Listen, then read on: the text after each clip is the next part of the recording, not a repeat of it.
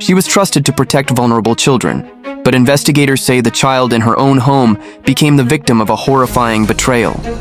Welcome to Your Eyes, where the stories behind the headlines reveal what people never expected to uncover. Her name was Signe A. Pilley. On paper, she appeared to be exactly the kind of person people would trust around children.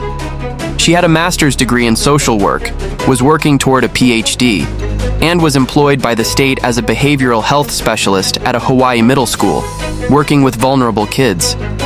Then, in October 2023, Pilley formally adopted an 11-year-old girl named Asalia.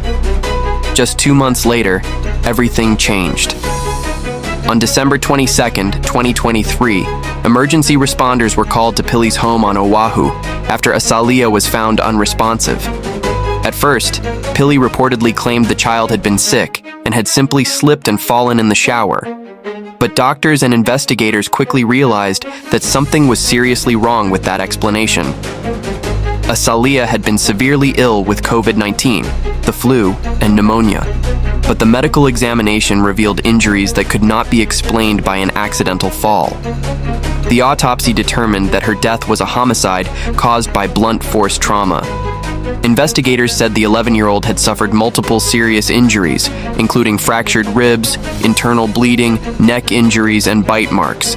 And then came the part of the investigation that shocked the community. According to investigators, on the day Asalia died, instead of taking the seriously ill child for medical treatment, Pilley forced her to run laps outside toward a nearby church.